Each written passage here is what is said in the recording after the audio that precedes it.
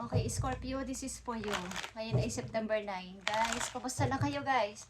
Okay, sa mga Scorpio, tingnan natin at unahin natin ang inyong financial and career. Okay, tingnan natin to. Scorpio. Para to sa mga Scorpio. Okay.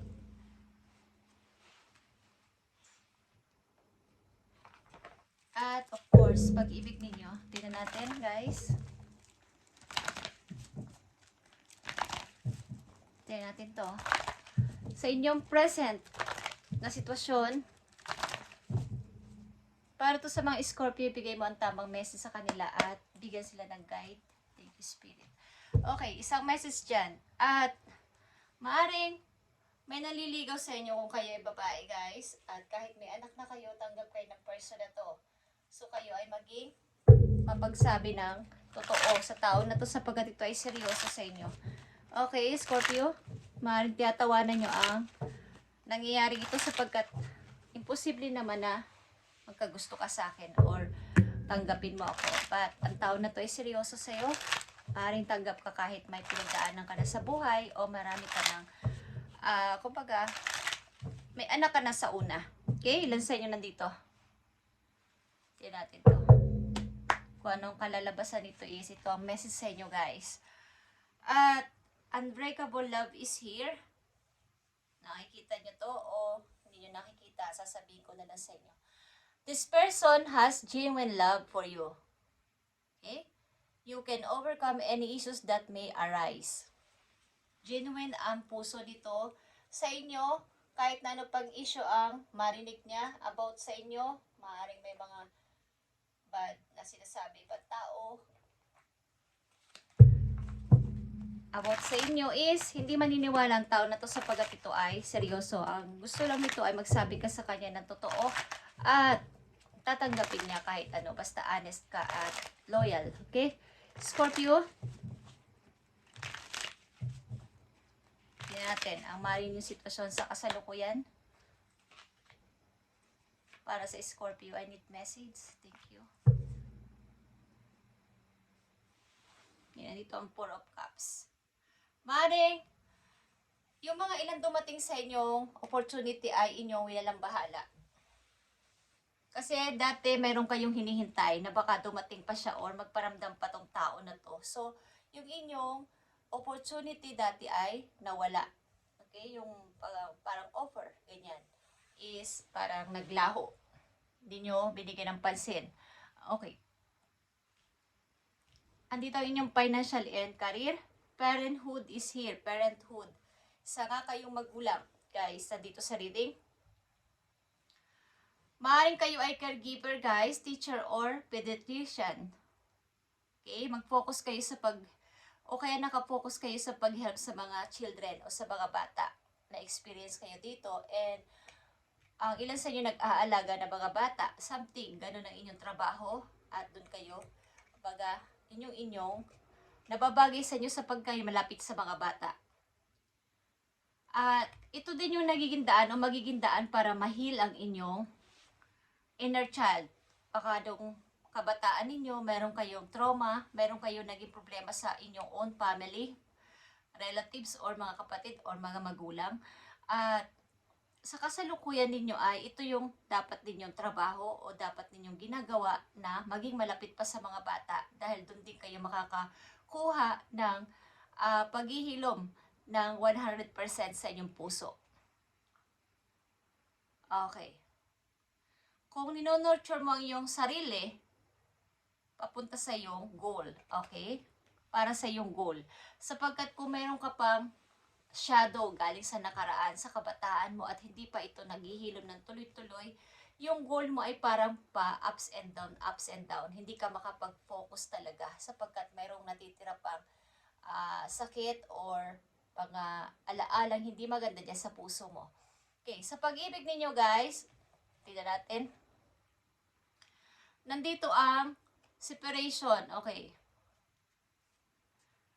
Ilan sa inyo ay nakatakdang talagang mahiwalay sa inyong karelasyon sapagkat maaaring ito ay may trabaho o may magiging trabaho sa malayo. Ang ilan naman sa inyo ay tuluyan ng nahiwalay sa kanya, bagamat hindi nyo gusto pareho, kayo ay nagkahiwalay ng tao na to, nakatakda itong mangyari sa inyong relasyon. Okay? Separation talaga. At, ano ito? Andito yung forgive and release. Kung iniwan ka talaga ng tao na to, kaya nandito ang parenthood, is you are stronger when you carry love and forgiveness rather than anger. Okay? Yeah, guys. Kayo ay isang magulang na nandito sa reading. Maring kayo ay mother or father. At itong pagsiseparate nyo ng yung partner na to ay talagang nakatakda. Dahil may reason. Okay? Kaya nangyari ito. Hindi man gusto ng isa sa inyo, but ito ay nangyari. At andito yung forgive and release. Kung nangyari na to sa inyo, mas mabuti na pa pangibabawin nyo yung love and forgiveness kaysa galit. Okay. Ito lang ang para sa pag-ibig ninyo. May kirot pa sa puso ninyo kung kayo ay naseparate sa taong ito. Sapagkat parang hindi tanggap o walang closure o parang hindi nagkaintindihan. Bigla na lang nag-separate. At sa kasalukuyan ninyong maaring sitwasyon, andito ang 7 of Swords. Andito ang 5 of Wands. At nandito ang Knight of Pentacles. Okay? Meron ditong isang energy na gusto mag-alok sa inyo ng tulong, something, na may kinalaman sa inyong pag-unlad sa buhay. Plano ng tao na to na kayo ay bigyan ng help or ng tulong. Plano niyang puntahan ka to help.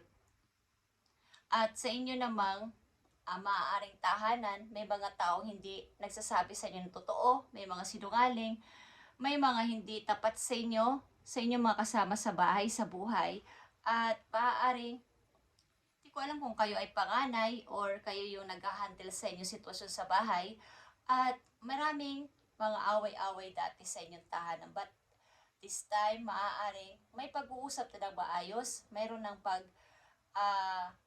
kakaisa, may teamwork na sa bahay, alam na ang bawat trabaho ng bawat isa, hindi na nagtuturuan, hindi na nagsasabing, iyo lang yan, o akin lang to, okay? Maaring may pagkakaroon na ng teamwork sa inyong tahanan. Okay? Pakunti-kunti ay nagkakaroon na ng pagbabago. Hindi katulad dati. Message for you, Scorpio. Tingnan natin ito, guys. September 9, 2025 sa mga Scorpio.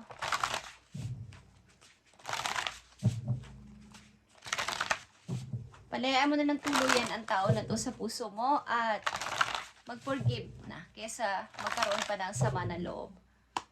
Tingnan natin ang message po you dito. Yeah, guys.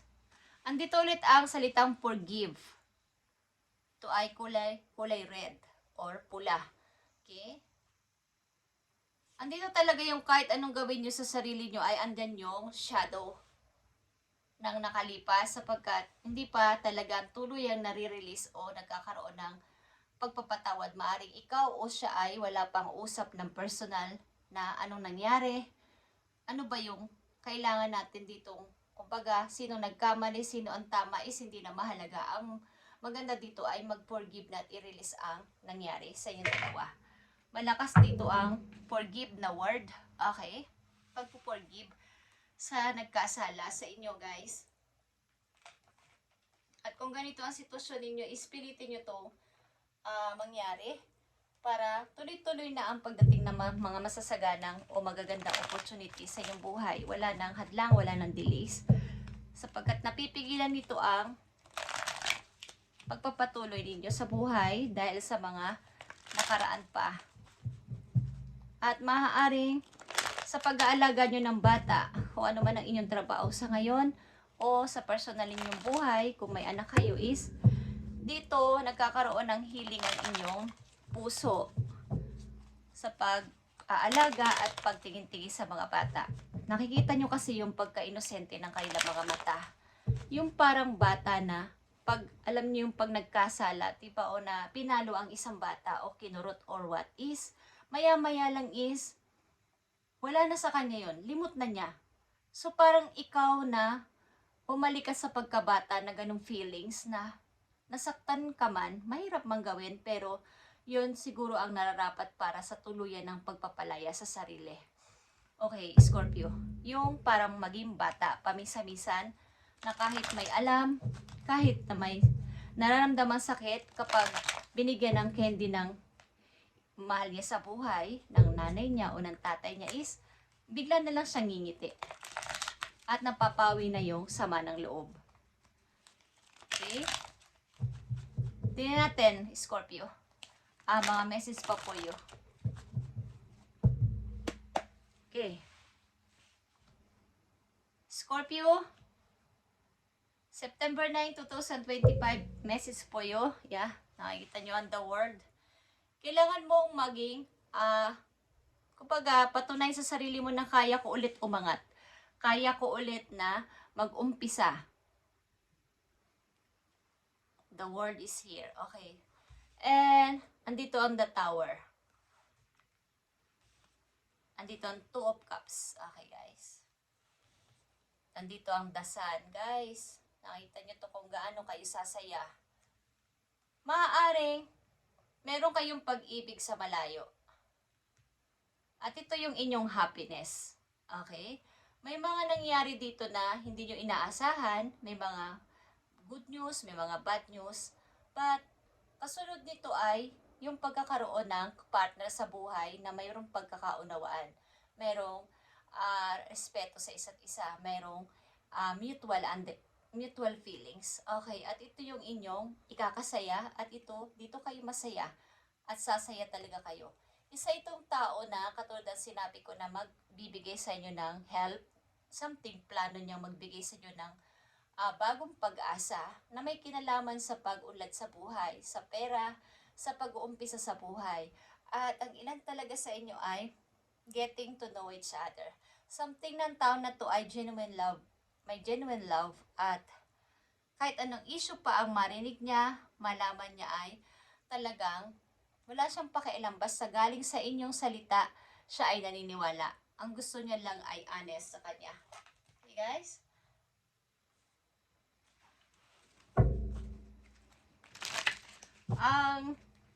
Meron lang na kumukontra dito sa inyong puso, yung galing sa nakaraan. Kung ito man ay galing sa pamilya o sa inyong dating nakarelasyon, is kailangan dito ng forgive and release ng tuloy-tuloy, Scorpio. At papunta ka na sa iyong kaligayahan. Punta ka na sa iyong happiness ito. Guys, andito ang dasan at hindi ito nagkakamali sa reading. Okay. Pag ito ay lumabas sa reading ng isang sign is kayo ay totoong sasaya sa buhay. Totoong magkakaroon ng kaligayahan. Okay, guys. Maaaring kayo ay nai-involve sa mga energy na nandito. Dito ang Leo, Aries, Aquarius, at Capricorn, guys. Okay? Ito yung mga energy na to. At Scorpio yung katulad dito. Tingnan natin ito, guys. Nadidiling kayo sa taong may respeto sa inyo. Okay? Nandito ang dreams. At nandito ang boundaries. Having sensible boundaries is important. Okay. Maring itong mga inyong relasyon ay may boundaries, something, is mayroong respeto sa isa't isa. Kailangan nyong i-share ang damdamin nyo sa isa't isa, ang inyong nararamdaman sa isa't isa, bagamat kayo magkalayo ng tao na to. Hindi man kayo, maybe, nag-baseball ang tao na to. Okay? Yung may kinalaman sa mga bola.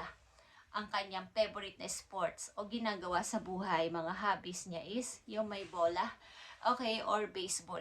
Mahilig siya sa baseball o naglalaro siya ng baseball, okay? Iwasan nyo na mag-guilt para sa iyong happiness. Don't let guilt get in the way of happiness. Kung itong tao na itong inyong mahal at ito na yung inyong happiness na sinasabi sa inyong buhay, huwag kayong magpatinag. Ipaglaban nyo ang pag-ibig na to, ang nararamdaman nyo sa tao na to, o i-share nyo sa kanya ang inyong feelings, ang inyong nararamdaman, at mauunawaan kayo ng person na to.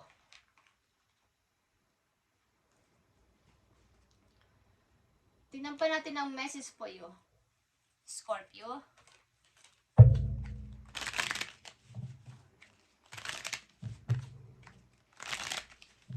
Para sa mga Scorpio, kayo ay maybe pupunta ng ibang bansa, guys, andito on the world. At maaari meron kayong iba't ibang gagawin sa buhay in the near future. Mayroon kayong i-start. Meron kayong mga naiisip na umpisahan. Ganito, ganyan. Okay, something training. Tingnan natin, Scorpio. Andito ang intuition, guys. Okay, sa labot sa inyong mga nararamdamang nakikita o nararamdaman sa kasalukuyan, mga signs or something na mga pinapaabot sa inyo ni God. Maaaring dinadaan ito sa inyo dreams. Okay, speaking of dreams, and sa mga signs, sa mga tao nag-a-advise sa inyo, katulad nito, okay guys, is kung hindi, ito ay hindi coincidence, ito ay sadya ninyong nakikita o makikita o maririnig sapagkat ito ay para sa inyo sa mga ganitong sitwasyon.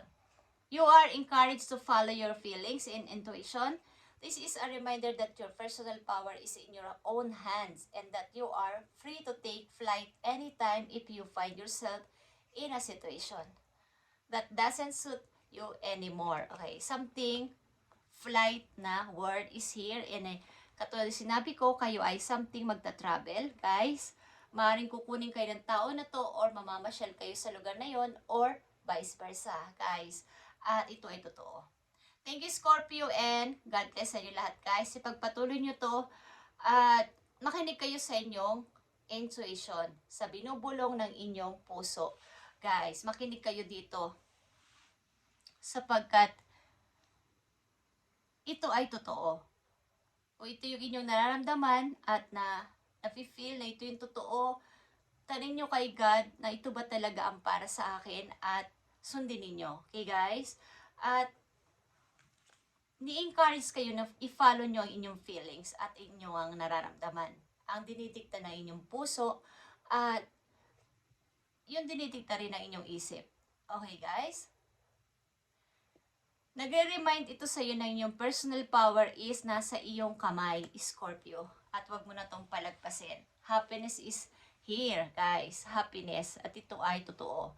Ang unang message lang sa inyo ay tuluyan nyo nang i-release ang past at mag-forgive na at i-release na to, guys. At tuloy-tuloy na ang ginhawa ninyong mararamdaman at tagumpay sa buhay, sa hinaharap, guys. Kahit nasabihin natin ilan sa inyo dito ay may anak na sa una, nagkaroon na ng asawa sa una, nagkaroon na ng kinakasama sa una at nahiwalay na, is may reason yun kung ba't nangyari sapagkat makikilala nyo ang totoong tao para sa inyo. Dito ang Two of Cups, guys. Okay? Thank you and God bless, Scorpio.